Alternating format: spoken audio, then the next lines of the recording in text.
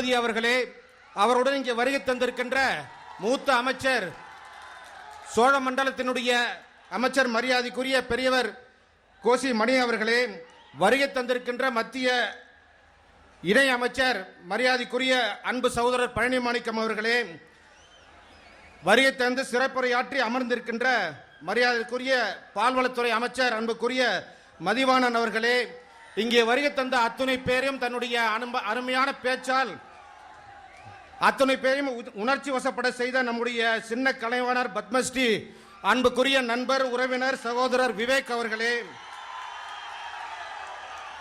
எங்களுடைய குடும்பத்தினுடைய மூத்த மாப்பிள்ளை தமிழ்நாடு மெடிக்கல் கவுன்சிலுடைய முன்னாள் தலைவர் பேராசிரியர் டாக்டர் வரதராஜன் அவர்களே, தேவர் பேரவையினுடைய நம்முடைய மரியாதைக்கும் போற்றுதலுக்குரிய டாக்டர் பாலகிருஷ்ணன் அவர்களே, முன்னாள் முதன்மை செயலாளர் மரியாதைக்குரிய அன்பு சகோதரர் ராஜேந்திரன் அவர்களே, பசுமன் அறக்கட்டளையினுடைய துறை தங்கவேல் கோபாலர் அவர்களே, அன்பு தம்பி ரவி வாண்டையார் அவர்களே, வரவேற்புரையாற்றிய மரியாதைக்குரிய நம்முடைய மூவேந்தர் முன்னேற்ற கழகத்தினுடைய பொதுச் செயலாளர் ராப சுப்பிரமணிய காடுவட்டியார் அவர்களே, நன்றி உரையாற்ற இருக்கின்ற மரியாதைக்குரிய கேப்டன் நடராஜன் அவர்களே, நிகழ்ச்சியினுடைய ஒருங்கிணைப்பாளர் அன்பு மைத்துவர் நம்பியல் ரவீந்திரன் அவர்களே, முத்து அவர்களே, கோவிந்தசாமி அவர்களே, மற்றும் இங்கே பெருந்திரளாக வருகை தந்திருக்கின்ற நம்முடைய பூண்டி இளவல் அன்புக்குரிய கிருஷ்ணசாமி அவர்களே மற்றும் தம்பிக்கோட்டை செந்தில் அவர்களே, மற்றும் இங்கே பெருந்திரளாக வருகை தந்திருக்கின்ற நம்முடைய மூவேந்தர் முன்னேற்ற கழகம் தமிழ்நாடு முக்குலத்தர் சங்கத்தினுடைய மாநில, மாவட்ட, நகர, ஒன்றிய கிளை நிர்வாகிகளே, உங்கள் அனைவருக்கும் என்னுடைய முதல் கண் வணக்கத்தை தெரிவித்துக் கொள்கின்றேன். நம்முடைய தமிழ்நாடு முக்குலத்தர் சங்கம் ஒரு பழமை வாய்ந்த சங்கம். ஆங்கிலேயர் ஆட்சியிலே நம்முடைய சமுதாயத்தினர் அன்றைய நம்முடைய போற்றுதலுக்கும் மரியாதைக்குரிய தலைவர்கள் எல்லாம் ஒன்று கூடி கல்லர், மறவர், அகமுடியோர் தனித்தனியாக சங்கங்களையும் இயக்கங்களையும் மாநாடுகளையும் நடத்தக்கூடாது என்றும், அவர்களெல்லாம் ஒருங்கிணைந்து ஒற்றுமையாக கல்லர், மறவர், அகமுடியோர் எல்லாம் முக்குலத்தோர் என்ற ஒரே அமைப்பின் கீழ், ஒரே குடையின் கீழ், ஒரே தலைப்பின் கீழே ஒரு அமைப்பாக இருந்து செயல்பட்டு ஒரு மாநாடு நடத்த வேண்டும் என்ற காரணத்தினால் 1933ஆம் ஆண்டு நம்முடைய ராமநாதபுரத்தினுடைய மாட்சிமை பொருந்திய மன்னர் ராஜாராம் பாண்டியன் அவர்கள் அன்று சட்டமன்ற உறுப்பினராக இருந்தவருடைய தலைமையிலே 1933ஆம் ஆண்டு அங்கே சென்னையிலே மிகப்பெரிய தமிழ்நாடு முக்குலத்தர் சங்கத்தினுடைய முதல் மாநாடு நடைபெற்றது.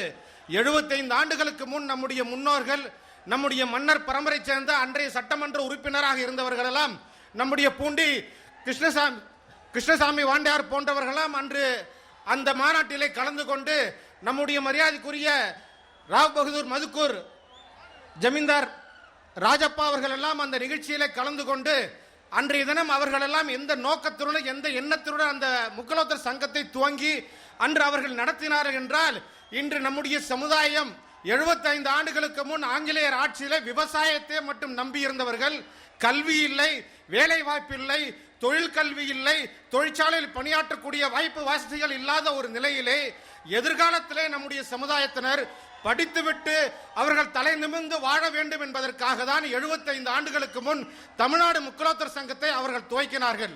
சரி, 75 ஆண்டுகளுக்கு பின்னே இன்று நாம் பாடுகின்றோம், என்னத்தை பார்க்கின்றோம்? இன்றும் கூட நீங்கள் எல்லாம் படித்துவிட்டு முன்னேற்றம் அடையாத நம்முடைய சமுதாயமாக இன்று காட்சி அளிக்கின்றோம். நம்முடைய அழைப்பை ஏற்று இன்று நம்முடைய தமிழகத்தினுடைய துணை முதல்வர் அவர்கள் இங்கே வருகை தந்திருக்கின்றார்கள். அவருடன் சேர்ந்து இன்று நம்முடைய தமிழகத்தினுடைய மத்திய மாநில திராவிட முன்னேற்ற கழகத்தினுடைய அமைச்சர் பெருமக்களும் நம்மை அழைப்பை ஏற்று வருகை தந்திருக்கின்ற நம்முடைய சமுதாயத்தில் மட்டுமல்லாமல் தோழமை கட்சியிலிருந்து வருகை தந்திருக்கின்றார்களாம், இங்கே அமர்ந்திருக்கின்றார்கள். இத்தனை பேர் அமர்ந்திருக்கின்ற பொழுது இத்தனை பெரிய லட்சக்கணக்கான கூட்டம் இங்கே கூடிவிட்டு இந்த கூட்டம் எப்படி நடந்து கொண்டிருக்கின்றது? நல்ல படித்தவர்கள், பண்புள்ளவர்கள் இருந்தால் அமைதியாக உட்கார்ந்து பார்த்து கொண்டிருப்போம், மற்றவர்கள் பேசுவதை கேட்டுக் கொண்டிருப்போம். நமக்கு தான் கல்வி அறிவு இல்லையே, அதனால்தான் இன்னும் இது போல கட்டுப்பாடு இல்லாத ஒரு இயக்கமாக, சமுதாயமாக நாம் இன்னும் வாழ்ந்து கொண்டிருக்கின்றோம்.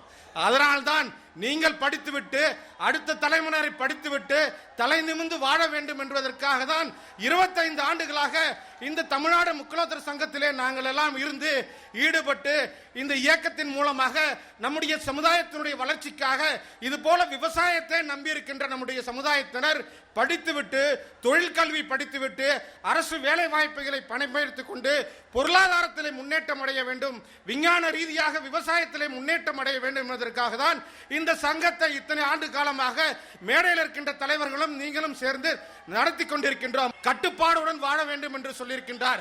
ஆக அவருடைய விவேகத்துடன் வாழ வேண்டும் என்று சொல்லியிருக்கின்றார். வீரமாகவும் இருக்க வேண்டும், யாருக்கும் அஞ்சக்கூடாது, அஞ்சாத நெஞ்சனாக வாழ வேண்டும். எதற்காக, எந்த நிலையிலே நாம் அஞ்சாத நெஞ்சனாக வேண்டும்?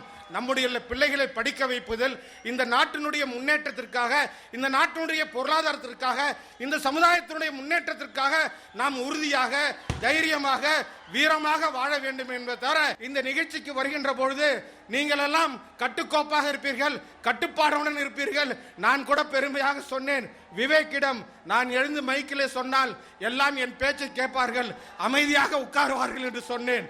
நீங்கள் நிஜமாலும் தான் அமைதியாக அமர்ந்திருந்து கொண்டுதான் கேட்டுக்கொண்டிருக்கின்றீர்கள். ஆக என்னுடைய பேச்சை கேட்கிறீர்கள் என்று என்பதை மிக அழகாக எடுத்து சொல்லியிருக்கின்றீர்கள். ஆகவே சொல்லுகின்றேன், இந்த சமுதாயத்தை ஒருங்கிணைப்படுத்தி அவர்களுக்கெல்லாம் எதிர்காலத்திலே ஒரே நோக்கத்துடன், என்ன நோக்கம், நம்முடைய அடுத்த தலைமுறையினர், நம்முடைய பிள்ளைகள் படிக்க வேண்டும், படித்துவிட்டு அவர்கள் முன்னுக்கு வர வேண்டும். அதற்கு வாய்ப்பு வசதிகள் நமக்கு தேவை. அதனால்தான் 25 ஆண்டுகள் இந்த சமுதாய பணியாற்றியிருக்கின்றோம். 75 ஆண்டுகளுக்கு முன் இந்த முக்குலத்தர் சங்கத்தை துவங்கியவர்களாம் சட்டமன்ற உறுப்பினராக இருந்தார்கள், எம்எல்சியாக இருந்திருக்கின்றார்கள், எம்பியாக இருந்திருக்கின்றார்கள், ஜமீன்தார்களாக இருந்திருக்கின்றார்கள். ராமநாதபுரம் மன்னர் குடும்பம், புதுக்கோட்டை மன்னர் குடும்பம், சிவகங்கை மன்னர் குடும்பம் என்றால் நாம் பெருமைப்படக்கூடிய பெரியவர்கள் எல்லாம் இந்த தமிழ்நாடு முக்குலத்தர் சங்கத்திற்கு வழிவகுத்து வழிகாட்டி தலைமையேற்று நடந்திருக்கின்றார்கள். ஆனால் நானும் என்னுடன் மேடையில் அமர்ந்திருப்பவர்கள் 25 ஆண்டுகளாக இந்த சமுதாயத்திற்கு பணியாற்றிக் கொண்டிருக்கின்றோம். நாங்கள் யாரும் சட்டமன்ற உறுப்பினர்கள் இல்லை, நாங்கள் யாரும் பாராளுமன்ற உறுப்பினர்கள் இல்லை, நாங்கள் எந்த பதவியிலும் இல்லை. 10 ஆண்டுகள் அனைத்து இந்திய அண்ணா திராவிட முன்னேற்ற கழகத்திற்கு ஆதரவு கொடுத்தோம். அந்த 10 ஆண்டுகளில் நம்முடைய கோரிக்கைகள் எதுவுமே அவர்கள் நிறைவேற்ற முன்வரவில்லை. ஆகவேதான் கடந்த பாராளுமன்ற தேர்தலிலே திராவிட முன்னேற்ற கழகத்தில் நாம் கூட்டணி வைத்து, தோழமை வைத்து அவர்களுடன் சேர்ந்த பொழுது நாம் என்னுடன் சேர்ந்து நம்முடைய தலைமை நிர்வாகிகள் எல்லாம் அங்கே அறிவாலயத்திற்கு சென்று நம்முடைய தமிழகத்தினுடைய முதல்வர் அவர்களை சந்தித்தோம். அப்பொழுது நம்முடைய கோரிக்கைகள் எல்லாம் வைத்தோம். அவர்களும் அமைதியாக இருந்து நம்முடைய கோரிக்கைகள் ஒவ்வொன்றாக கேட்டுவிட்டு அவர்களும் துணை முதல்வர்களும் அன்று சொன்னார்கள், உங்களுடைய கோரிக்கைகள் ஒவ்வொன்றாக நாங்கள் நிறைவேற்றுவோம் என்று சொன்னார்கள். சொன்னபடி நிறைவேற்றுவார்கள். கொடுத்த வாக்குறுதிகளை நிறைவேற்றக்கூடிய தலைவர்களாக இன்று மேடையில் அமர்ந்திருக்கின்றார்கள். நம்முடைய கோரிக்கை ஏற்றது மட்டுமல்லாமல் அங்கே அரசு அவர்கள் வெளியிட்ட அந்த தகவலிலே கூட மூவேந்தர் முன்னேற்ற கழகத்தினுடைய தலைவர் ஸ்ரீதர் வாண்டியார் அவருடைய கோரிக்கை ஏற்று சீர்மரபினர் மிகவும் பிற்படுத்தப்பட்ட மக்களும்